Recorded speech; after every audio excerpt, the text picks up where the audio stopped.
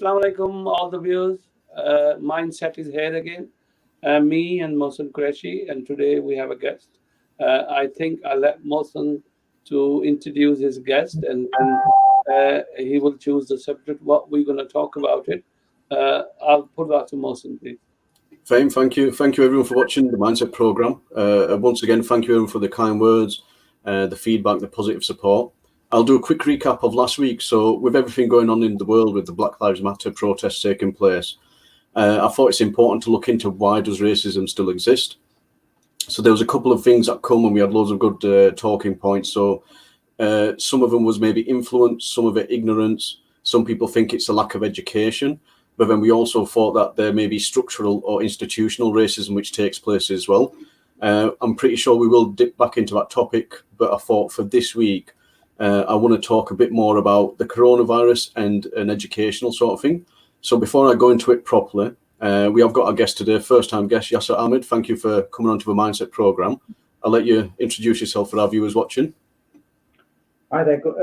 Good afternoon, late evening. First and foremost, I'd like to say thank you to Yasser Mohsin and also to Nayadin to give me this platform today to come out and obviously share my views, opinions and expertise within education. Obviously, I've been a teacher now in secondary education for 12 years. So I've seen a number of changes within the education side of things, So so that's what I do. And currently I'm practicing in a school in Keighley, teaching mathematics and also computing. Brilliant. Thank you. Thank you, Yasser. So the purpose of how I've come up with the idea for today's programme, Yasser, is that we've coming out of a lockdown, phases are now starting to take place and we're going to go back to normality. Hopefully, God willing, things will go back to how they used to be, but right now it may not.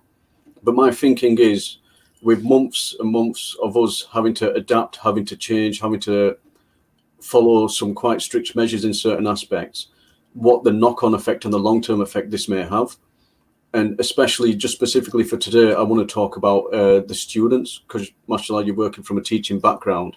I threw the question out today on a social media platform that do people think with children being out of mainstream education for months, how is it going to affect them in the future? And I've spoke to a few people as well, and I can cast my mind back to when the pandemic first started. The first week, there was a lot of uncertainty in the air. There was a lot of people who were worried. There was a lot of anxiety. Every day as I was driving to work, there were less and less cars and it felt like a ghost town. And if you drive across the M1 and the M62, you understand how busy the motorways are. And to say them cars were completely, the roads, were completely dead and I was the only one on it is actually quite worrying thought. So now, even I've been having to go to work. Some weeks I've been having to do virtual lessons working from home. But the general consensus I've got from the question I put out is that a lot of parents are actually very, very worried. And the reason they're worried is because if their children have been off from March and they're only going to go back till September, them number of months that they've missed out on education could have a detriment to their child's future. And even then, the children are going to go back in September to a higher year. So the level of working is going to be even tougher and even more challenging for them. I think one of the things I want to start with is that parents were struggling to get their children engaged with doing work. So I think with a school setting, they know there's a time and a place. I'm going into school, I'm going to learn. And there's teachers there and there's a lot of structure there and they work in certain times. But when they're at home, they might be able to get an hour's work out of them, 2 hours work out of them. Even if work's been set online, it's quite independent working. And then sometimes if the young person gets stuck, they don't know the answer, they're going to turn to the parents. The parents will try their best and try to help, but even they may not have the answers. So I think the level of learning from home is very difficult. People have been trying, but with 4 or 5 months outside of it, and then for them to go back to a system where, right, it's full on work now, I think that's where one of the main things that I picked up from the feedback that I got of people. So do you think there's anything that we can do? Or is there anything you've actually come across which people have been struggling with also, with not working in the school buildings?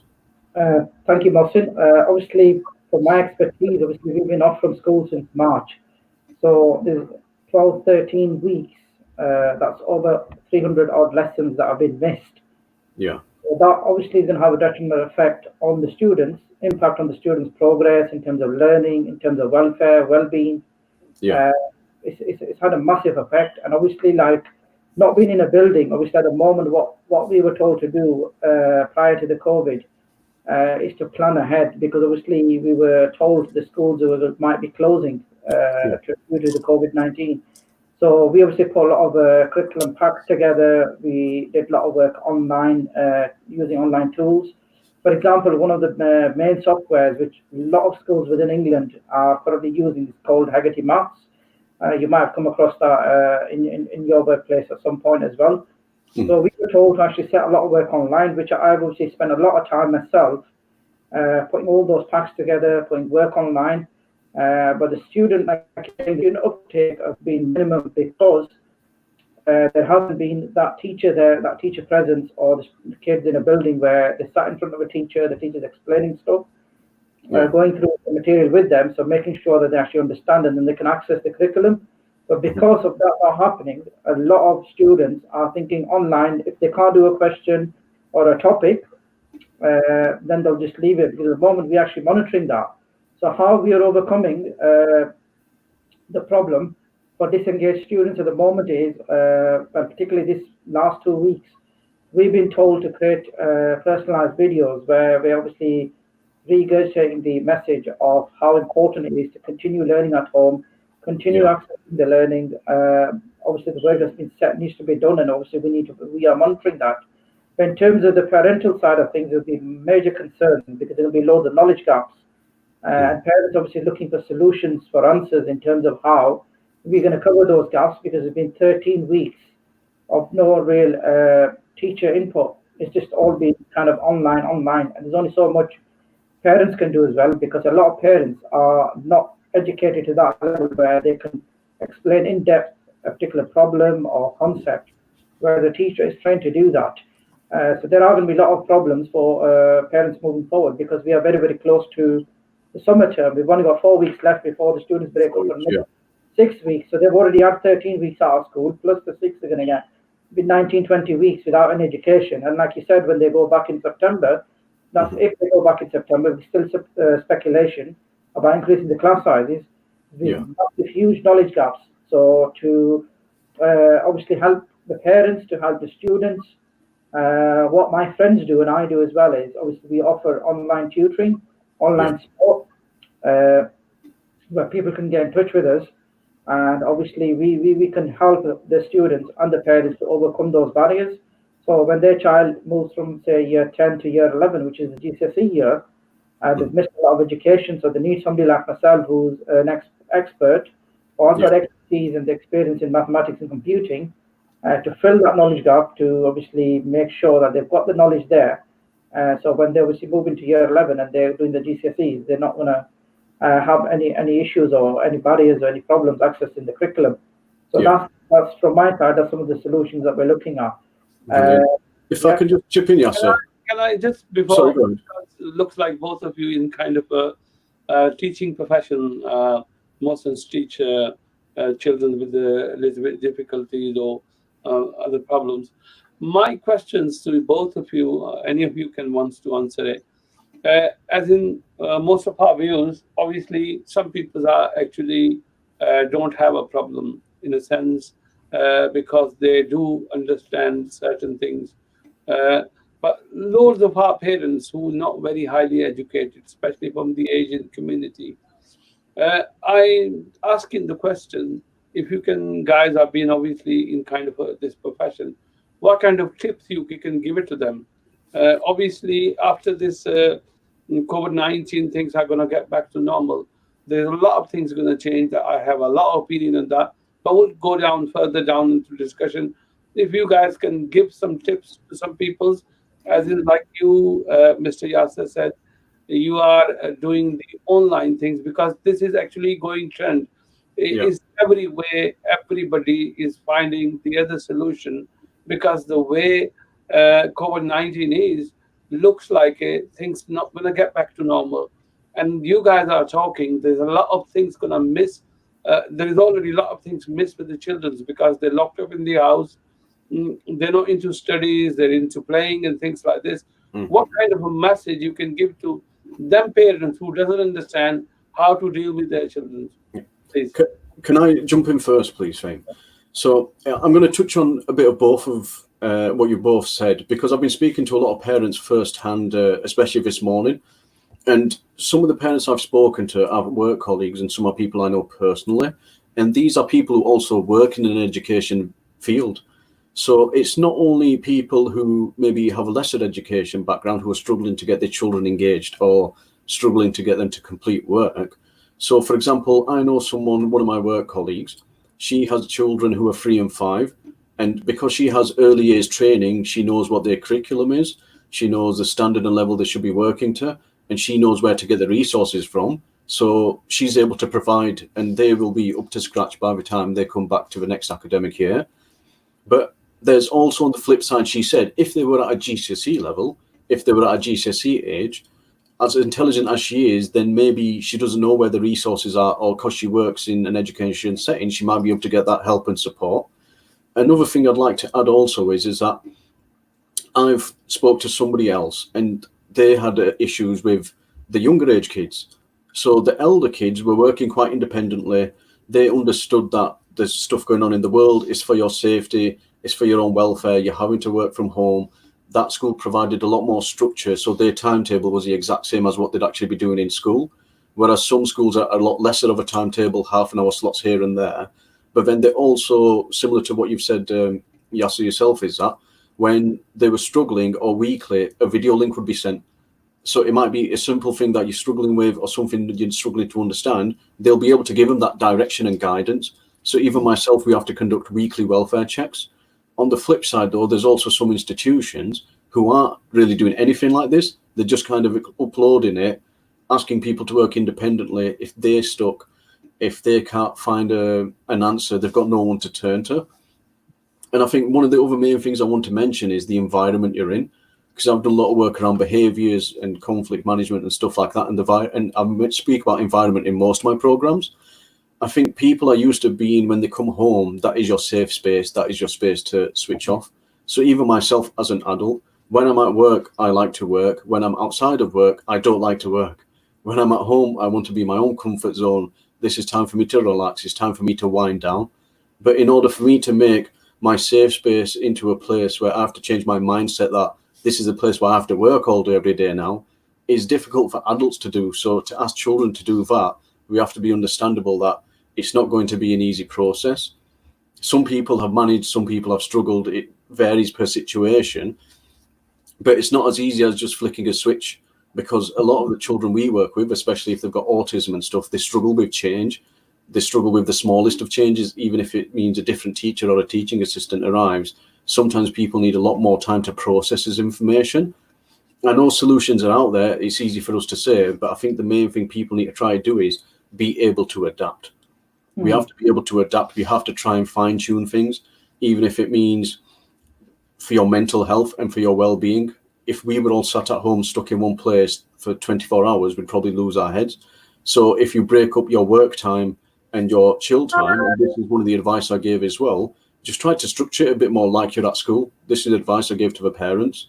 If they like practical work, one of the young people likes to do cooking, you can say, right, in the morning for the first couple of hours, we're going to do a bit of maths and a bit of English.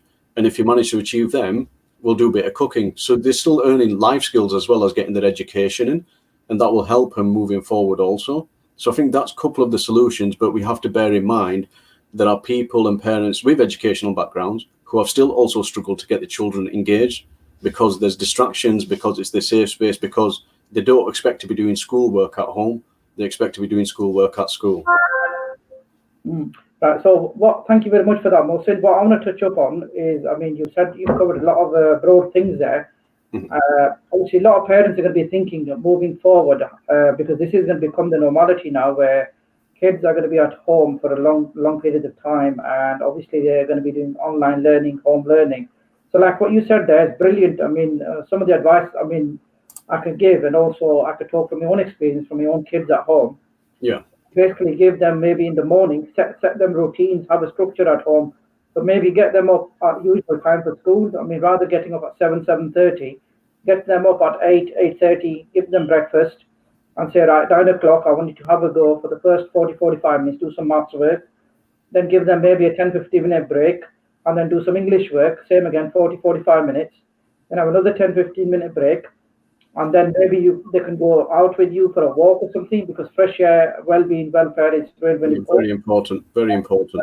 And if we're, as adults, we're stuck inside all day long, 24 hours, we're going to lose the plot basically. So with kids, it's the same. So you do 45 minutes, have a 10-minute break, then do another 45 minutes, then maybe take them out for a walk for like an hour or half an hour, whatever is suitable for you. Bring them home, have lunch, like dinner with them and stuff, so get refreshed. And then in the afternoon, like Mohsen said, you can do practical things with them. If they want to do cooking, you do a bit of cooking with them, or if they want to do a bit of sports, they play tennis in the garden, or knock around with a ball, or do some press ups, because physical fitness is important as well as mental fitness. Because you have to be physically fit as well. If you're not physically fit, that's going to affect you mentally as well. Yeah. And as you can see, from yourself, Mohsen, you work with a lot of different students, like the autistic kids, and they obviously can't cope with change. So you have to put a structure in place. If you don't put a structure, it's going to people are not going to cope. Same goes with adults. The advice I give to parents as adults as well is you need to have a structure throughout the day. So you need to make sure that you're keeping yourself occupied, you're keeping your mind busy, you're doing things. And if, for example, if your children at home are stuck with something, don't just give up. Giving up is not a solution to a problem. Shying away from a problem is not a solution. Attempt the problem. If you're still struggling with it, then there are opportunities out there, people out there, agencies or other means that you can tap into.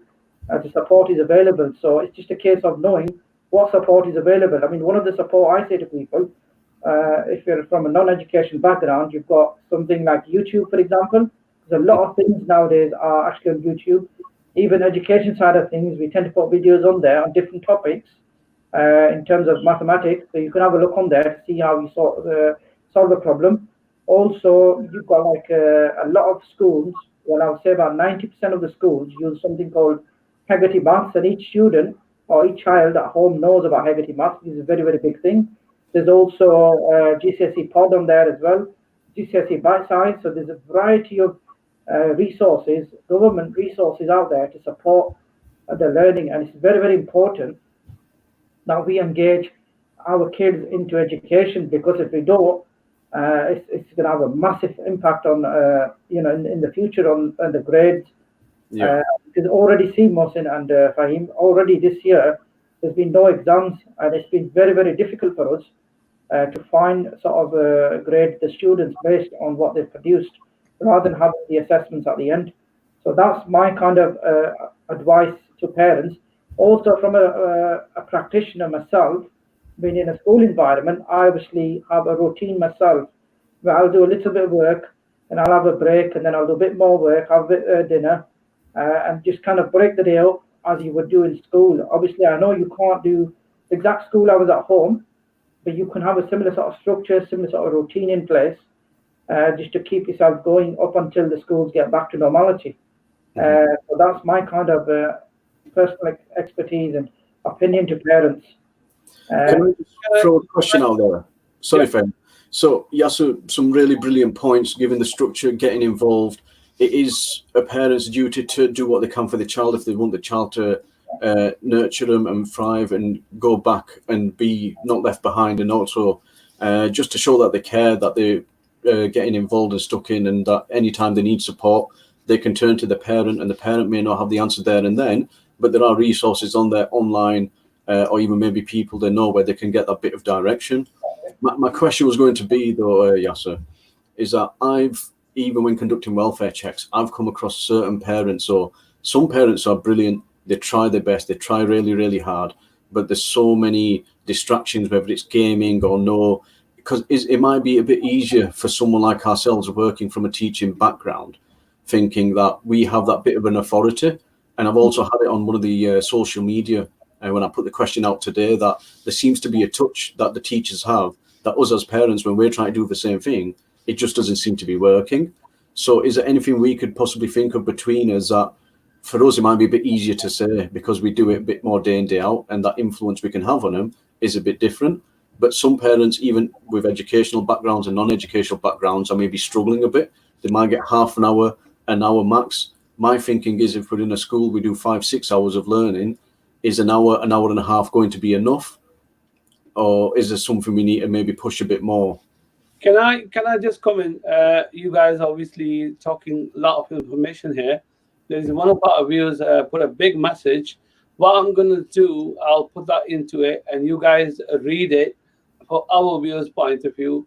And if there's anything look like is Lela Kessler loan, she put a question in there.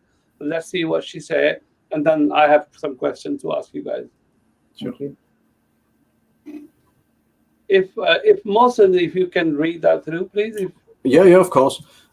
So Miss Lorna said it's also incredibly important that where parents are not receiving enough work, support or guidance from schools, they push the schools to provide more. Some schools have been very supportive, whereas others have not put the provision in place. This includes the quality of support they receive. For example, many schools have posted booklets of work which are not engaging for learners and don't provide answers, whereas others have posed virtual lessons on the school websites. It's actually a message from Sabah. Okay, sorry. No problem. Okay, no, just obviously people who are watching, they are actually giving the point of view. I think some of them is obviously might be the teacher. Few teachers are watching. The only things I was going to say, the way society is going to be, because I'm kind of a political person, I always read in between the line, and I know everywhere you go, the whole world is going to be, this COVID-19 is not going. The whole lifestyle is going to be changed. And why we are really stressing that, because every children are actually not getting enough education, and if the parents not going to make any action on it, parents actually not doing anything good for their children. That's the whole purpose of talking that program, and finding the easy solutions for parents who don't have the educational background, but they can use small tips on it. And people who have more, then it's all right, that's understandable. So I think this person who put questions through, as in saying Lala Kessler loan, so I think it was a Lala Kessler loan. But anyhow, the question is there. I mean, there's quite good suggestions there. Any of you want to say anything on that? I'll leave it to both of you. I'll touch upon that. What obviously the viewers are basically asked. I mean, a lot of schools, I mean, obviously they're great. They're putting a lot of provision in place. A lot of support is there. Unfortunately, flip side of the coin, there is schools who are putting absolute minimum effort just to get away with whatever they can, cut corners where they can. If that is the case, I would say to viewers, to parents, if you feel your school has let your child down through this pandemic, then you have got a duty of care to obviously hold that school accountable for your child's education. As a parent, we have got a duty of care to make sure that they are getting the education that they need for their particular age group. And if the school is failing to provide that, then that's one of the standards, government standards, where they're not fulfilling the well-being and welfare of a particular child or children. So that particular school needs to be challenged, and they need to be named and shamed to find out why that provision has failed or has not been put in place. What is the reasoning behind it? If the neighbouring schools can put those provisions and practices in place, what makes that school special in order not to put anything in place, or what they've put in place is not relevant to your son or daughter who's attending that school. So you as a parent have got a duty of care for your own children to challenge these people and say, right, this is what's been set. I personally feel that this is not acceptable for my child because of these reasons.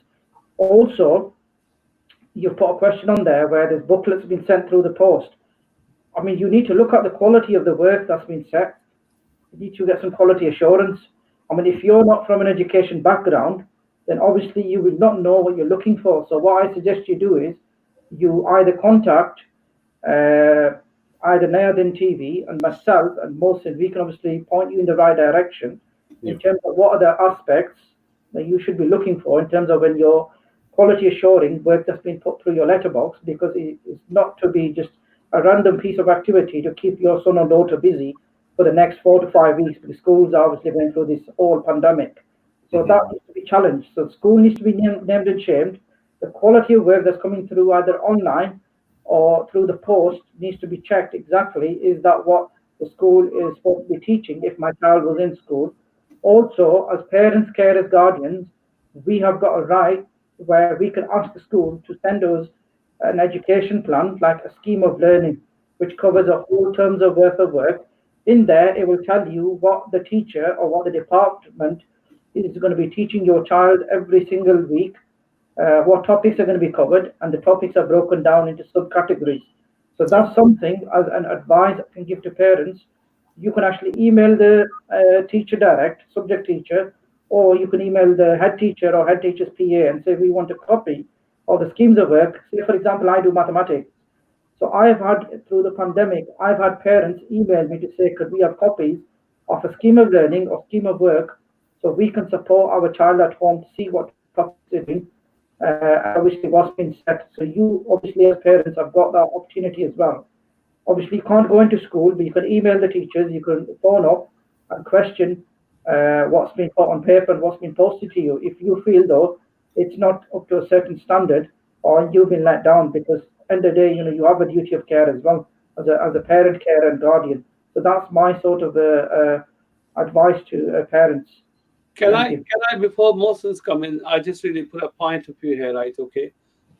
You made a very valid point here, right? Okay. Uh, Before we finish the program, because this is what I can see, everything is going online now because the way things are. I can see it, things are turning into it. So before you go, Mr. Yasser, you can leave your number because you are actually doing this type of work. Yeah.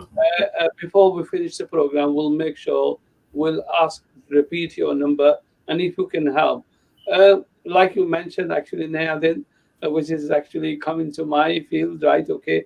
Uh, we are willing to do uh, a lot of things for obviously it's your children's and our children's around in that area.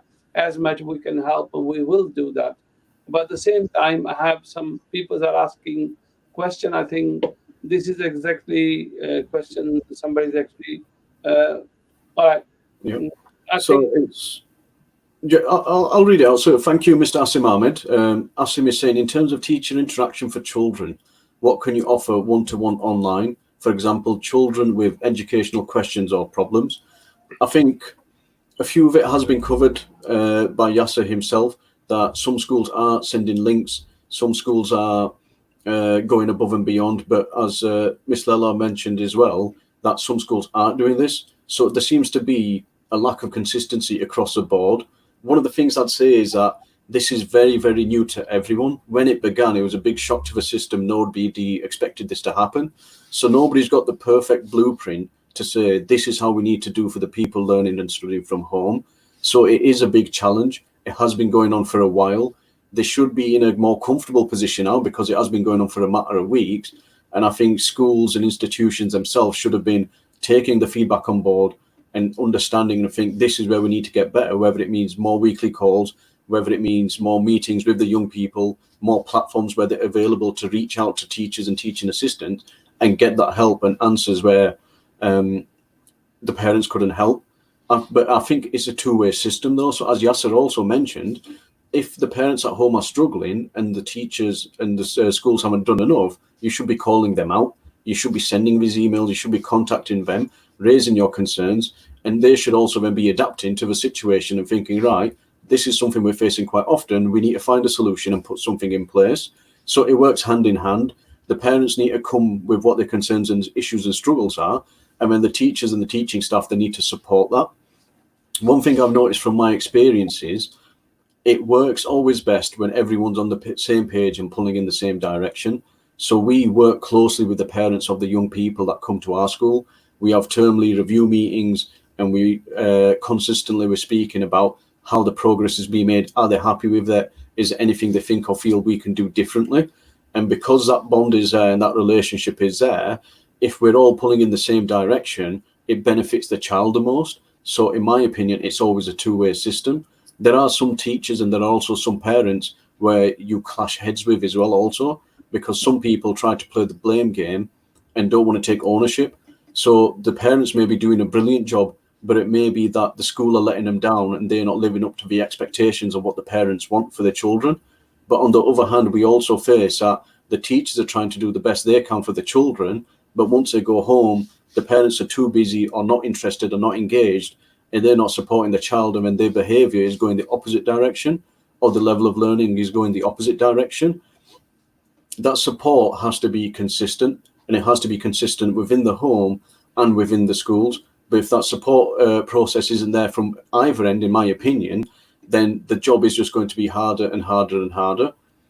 So that's what I'd like to say. It works both ways. Both the parents and the schools have to work hand in hand. And if one isn't doing or supporting the other, then there's always going to be difficulties within the process. Okay. I just want one thing. Obviously, some of our viewers are saying certain schools are not doing right and certain schools are doing right. This is kind of a standard practice, obviously. So why is it then? Why certain schools are actually making all the efforts and certain schools are not? Is it because of the inner city schools or they where they belongs and things like this? I'm not going to touch. Is it some kind of a racism there, or is the school don't standardize? Because living in UK, all the schools apart from the grammar school, obviously they specialize. Obviously, to me, the majority of children who go to grammar schools, they have extra dollars to spend it. Otherwise, everything they're teaching in the schools is perfectly okay. But why this question? Certain people are not doing. Should be one standardized thing, or is it everybody is doing for everybody? Anybody answer me that, please? I just want to touch upon that from my expertise, being in education for a long time. All the schools have got standardized procedures, protocols to follow. So I'm actually shocked that you've got viewers complaining to say there are schools out there who've not been very, very supportive through this pandemic. So, like I said earlier on, and I'm going to repeat myself again, that those schools need to be held accountable, and obviously they need to be named and shamed, because this is a very, very crucial cycle that we obviously going through, because a lot of education has been missed.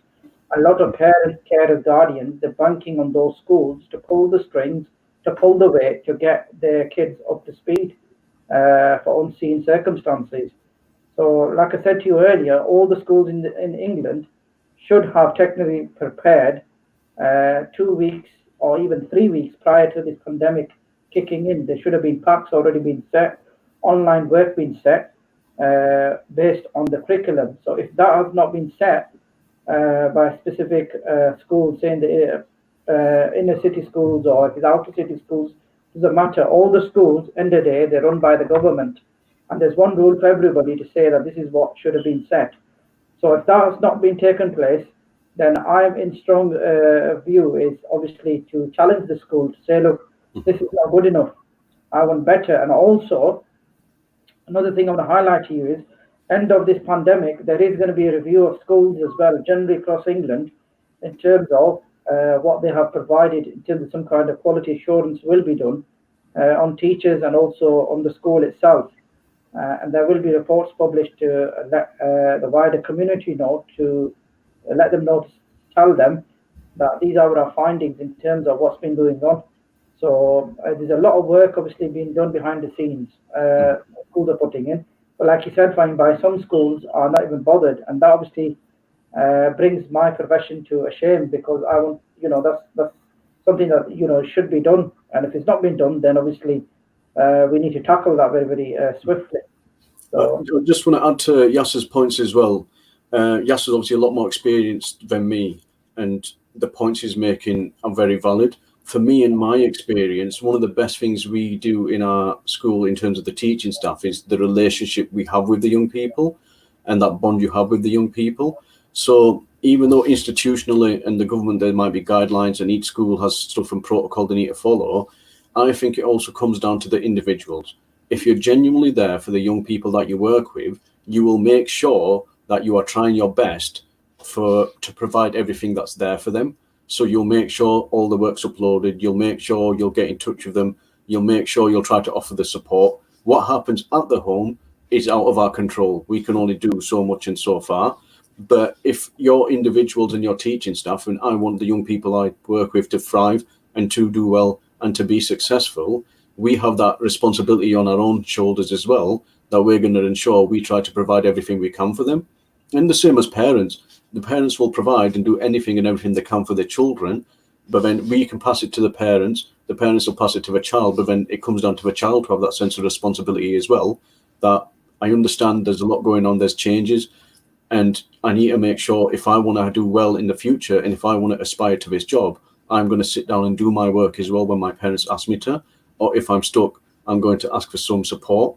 So everyone has their own responsibility, I feel, and everyone has their own duty of care as well in order for it to be successful, because it's easy to point fingers and play the blame game.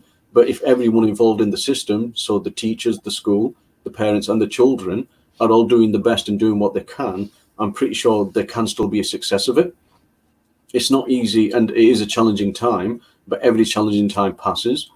And I think one of the things I've come across quite often is the parents are finding that they're struggling to get their children engaged, and the thing that the children are saying is, I'm bored. So if it means trying to mix it up a bit and teach them in different ways, if it means teaching via videos, because that's what appeals to them more, use that resource. If pen and paper doesn't work, they still need to know that skill. They still need to learn to research and read books and stuff like that. But if they have to try an alternative route to help them, that can also work. And I know that another reason why a lot of the young people are struggling to get engaged is because they are actually missing their teachers. They may not say it to the teachers' faces, but a lot of them are actually missing the teachers, missing their teaching assistants, because that's that bond and that relationship that they have with them. And the bond and the relationship they have with parents is something totally different. So when it comes from a teacher's mouth, right, we need to try and get this work done. If you're stuck, you can come to me, I'll help you out. Maybe that same message isn't transferring when it's coming from someone else's mouth, because it's a complete change to me, something we're not used to. Can I just, before you guys, because two of you, the education side, I just about really, I think we can carry on talking this subject. Obviously, some messages are going through. One thing is what I will do. I promised Mr. Yasser, I will do one program on this type of thing in Punjabi or Azad Kashmir Mirpuri language, because I think some of our elder parents who probably don't understand us, right, we are actually missing that audience, so we can really try to help them. But saying that, now I just really want to change the subject. Uh, COVID-19, obviously, all you guys are in, right? Okay. And things are big time changing. Do you not think there's a lot of positive come out of it? And you got a bit more bounding into your children's. Normally, in this society, everybody is running to work, right? And obviously, in the beginning, they're getting bored. Now they're beginning getting used to it, and Yep. things are not getting into proper total normality. Sorry, because I can't even pronounce.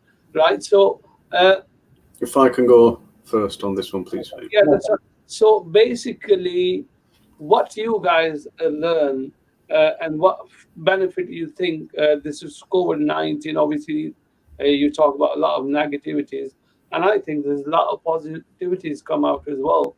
Yeah. Why don't you guys talk about it? I think Mohsen wants to talk about that first. So it actually mixes in with what we've already been talking about. So one of the things that I mentioned when I put the question out on social media, a brother of mine stated that his child is actually quite young. So his education or importance of education isn't as much as maybe people who are in towards the GCSE years or in the elder high school ages. And he said he's been using this time to his advantage and learning more life skills. He's been having his son with him. He's been learning more about Islam, about Deen, about how you act around people. He's also been making sure he has his fun and does his little bit of studying, but he's making sure that he's taking the opportunity and using this time in ways which he probably never get again. And another sister, which I spoke to, a sister of mine, she said during this period, because she's been getting more involved with the work, she's understanding her children more, they're opening up more to them, and that bond has got a lot closer as well.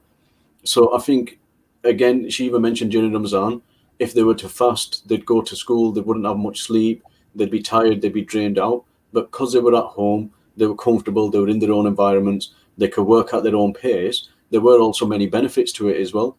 So I think also tying in with this, we know that there may have been struggles in terms of getting the young people engaged or their education. Some have been perfectly fine. Some haven't managed to do any work at all. But in terms of the bond and the family bond and the understanding, that this is probably maybe a once in a lifetime thing that something like this has happened. And we have all had to adapt. But it comes down to you as an individual. Am I going to adapt and try my best and do everything I can for me and my child and make the circumstances the best we can? And if you do, you're a winner.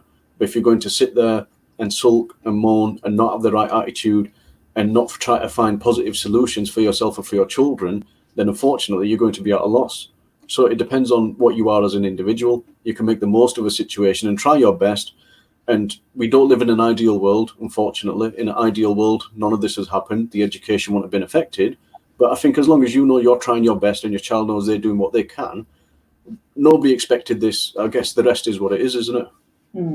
I mean, I obviously want to touch up on the positives, what COVID-19 positives has brought to us as a community, as a nation.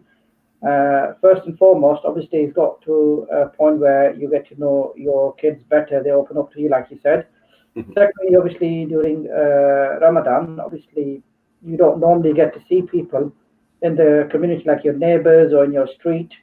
So it gives you a better bonding where you can share the food, share your experiences of Ramadan, talk to your neighbors.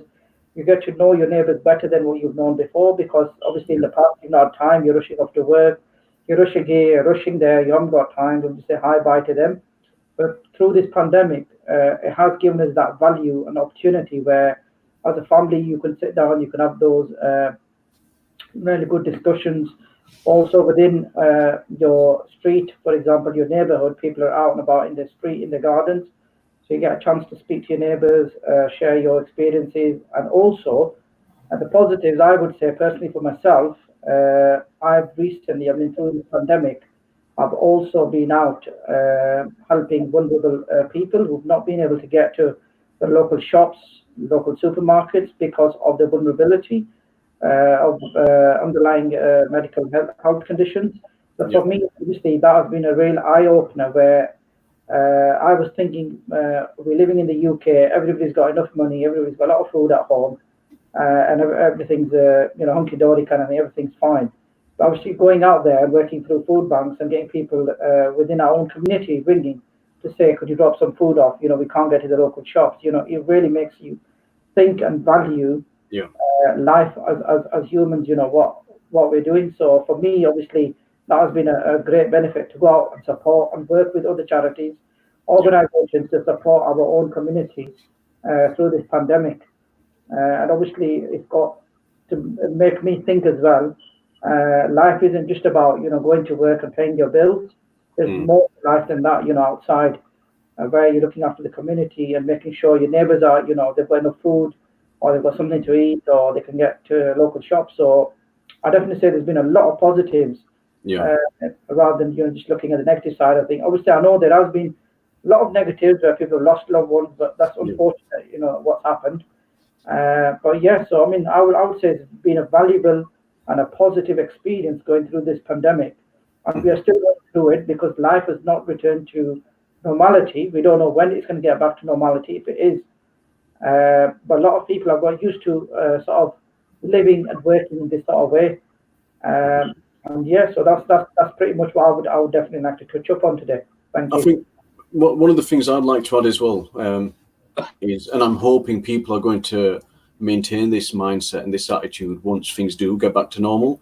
And the thing is simplicity. I think with a lot of, there's no clubs open, there's no bars open, retailers have only just started opening, people haven't been wasting and spending money on stuff they don't need, people have been integrating a lot more with their parents, with their families. There's so many key valuable lessons we've learned from this that even people who never used to have any concern about their parents are concerned about their parents now, and that's a good thing and it's a nice thing.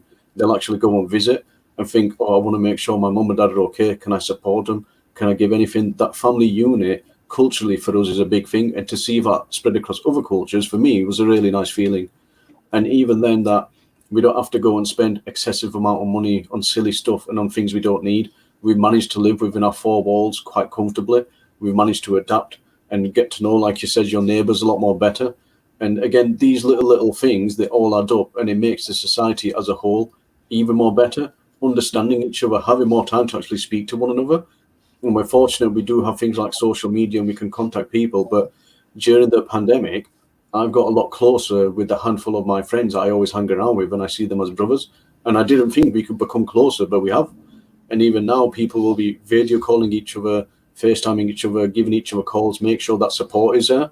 Because I know people have gone through struggles and some people haven't been able to work, but others have then, like you said, rolled up their sleeves, helped them out, try to find them some work where they can, or even if it's basic things like taking them to the stores or getting the food for them so their safety is first. And like you said, unfortunately, a lot of people have passed away from this pandemic. It is a real shame. But I think the other key thing, as well as simplicity and helping each other, people have realised that health is wealth. Like you said, we run around, we chase money, we want nice things, we spend a lot of money on stuff we don't even need. But people have realised that, your health is well. You can have all the money in the world, but if you get an illness like this and you're stuck in hospital on a ventilator, that you can have all the money in the world is not going to save you, unfortunately. I mean, definitely you've touched upon all of the really good practical elements there in terms of the human elements. I would definitely say, this pandemic has made me realize and think differently to what I was before. Obviously, the way I'm doing things now is different before, where I didn't have time before to obviously sit down with people, have that, time, have that conversation. But through this pandemic, it's obviously given me a lot more time now where I can spend time at home with my kids, with my family. I can obviously go out and see the vulnerable people as well, make sure they've got the day-to-day necessity sort of things. So yes, I mean it's been a very very valuable and interesting sort of time that we're going through. Thank you, Yasser. I think both of you made a very valid point. Basically, yes, uh, though again, the whole world, not just only UK, the whole world actually is suffering for this disease. A lot of speculations about it. I'm not going into the speculations where some people have loads of conspiracy theories and all sorts of things. Well, to hell with that. Actually, at the present moment, this coronavirus is bringing people to a lot of reality. Reality is that why I'm going to say the tough time is coming now because a lot of jobs to be lose. So, like Mohsens are saying, and you guys are saying, now you need to spend very carefully. You need to plan in ahead how you can do it. And good thing is with this, because you're locked up, you can give up a lot of your bad things. Bad thing means people are going nightclub without a missing. Youth, especially, they're always out and pubbing and hoteling and things like this. I'm not saying you don't want to chill yourself out. Yes, you do, but you do it in a very reasonable manner. Because if you're not going to do that, actually, you're not serving you anything better, and you're not even serving the country, as in your country, as in UK, anything better. Because we are British also, though again Asians, but this is also our country. We do have our love towards the back home and things like this, but this is also our country. So we need to change a good things out of that. Okay, basically before this program is gonna go to end because it's only 10, 12 minutes left, right? Okay, I just really want you two guys to conclude it, but before I do that, uh, uh, Mr. Yasser, if you just give your telephone number slowly, all the viewers, right? Okay. In future, I promise you guys, because this is English program, I will definitely with Yasser or if his Muslim can be available, one program will do it for our audience, especially our elder ones who doesn't speak English very well.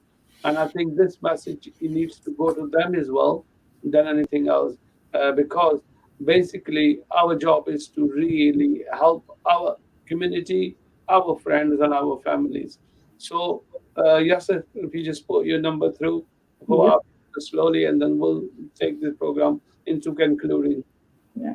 Thank you very much for that. Basically, what I'd like to say to the viewers out there, that I specialize in math and computing, so I'm going to leave my details on this show today. And if you feel though that your child is not being supported, any way, shape, or form, if you need any support with your education, in terms of maths or computing, or in general you want to speak to me, because I'm a practicing teacher in West Yorkshire, you can obviously get in touch with me and I can hopefully point you in the right direction, or get you in touch with the agencies that can give you that support if I can't give you the support that you are requiring.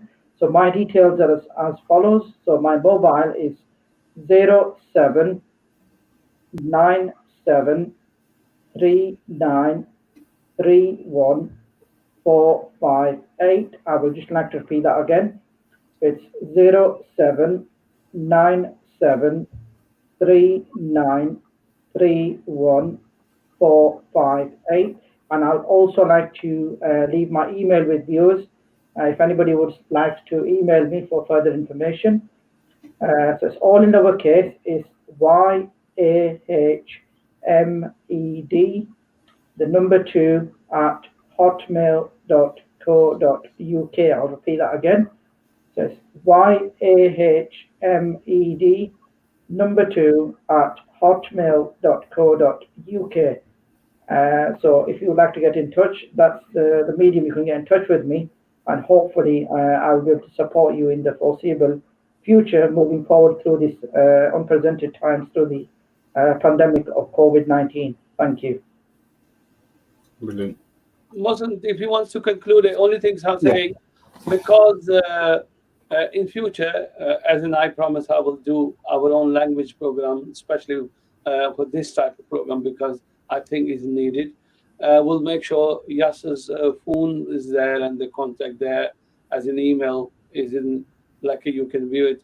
Even some people we can text it now, and I can put that text forward, your name, your phone number, your email. It can be really short to our customer. But obviously we're doing a program, so we can't really do it, but some people can do that, definitely. Now, I think it's only 9 minutes left for the program.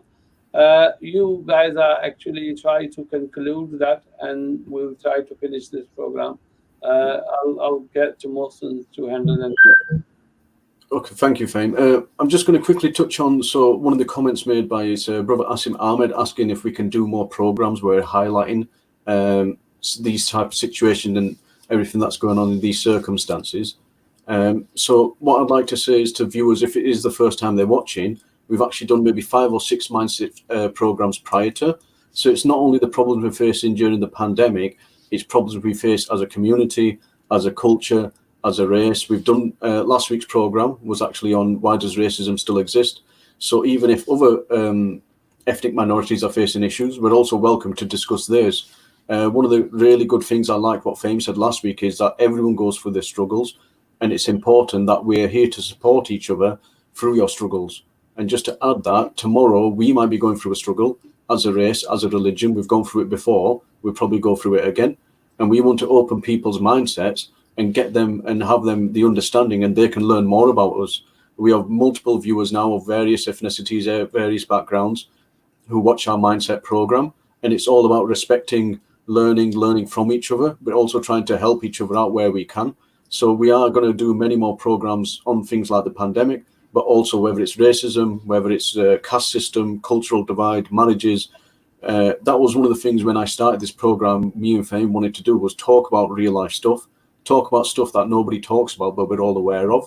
And we want to try and make a difference. And if we can change some mindsets on the way, we're open for people to come and add their comments, or even come and speak to me and Faheem if they want to come and do a program. That's not a problem. We're always happy to try and help. And we're looking at the bigger picture here. Just to summarize and conclude a bit for today, I think, first of all, Yasser, thank you very much for coming on. You give really a lot of detail, a lot of help, and I'm pretty sure our viewers will appreciate it. And that's probably why we want you to do one in Punjabi or Urdu as well, so it will benefit a lot more other people as well. I know it's a tough time, it's a pandemic, it's a lot of change, it's been hard for a lot of us to adapt, but I think the good thing is we have managed to adapt. It is a bit of a struggle at the start. If we were to go through a similar cycle again, if it was to peak, if there was another lockdown, I think as a community and as a country, we're going to be a lot better equipped to face this type of challenge and face this struggle. One thing I've realised is that I know the NHS have done brilliant and they have been our heroes during this pandemic, but I think a lot of people have found a love and appreciation for teachers and teaching staff as well. A lot of people at home have realised that how tough of a job some teachers do have. And it's nice that that awareness has come there. And also for the parents at home, and we know it's not easy, but keep trying to support your child. Adapt a bit if you have to. They are saying it's bored. It's not easy to keep them entertained for 24 hours. We all know that. We all work with children, but they need to also keep to try to have a positive mindset. And whether it's the teachers or the students or anyone going through any struggle right now, we just need to try and stay positive and keep pushing through. And hopefully, God willing, we're coming to the end of this now and we can get back to a bit of normality.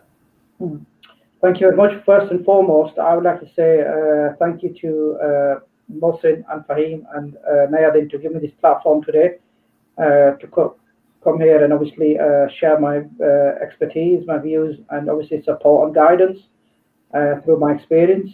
The support I'm offering is there for everybody, anybody who needs support, who requires any support, any kind of information.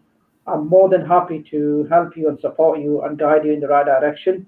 Hopefully, like Faheem said, there's a lot of views out there, obviously, who do not understand English language, unfortunately, and obviously have not really got the message. So I will hopefully be doing another program in the foreseeable future in Punjabi Urdu, so people can get my message, and they can obviously tap into me for support as well through this medium. So it's been a pleasure having both of them on the program today, and obviously give me an opportunity to voice and air my opinion. So I personally would like to say thank you very much.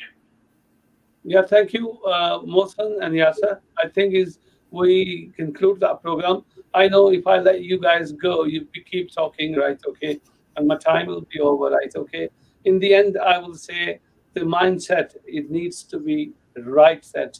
So what I'm really saying to you, keep watching Mindset program every Saturday, 6 till 7.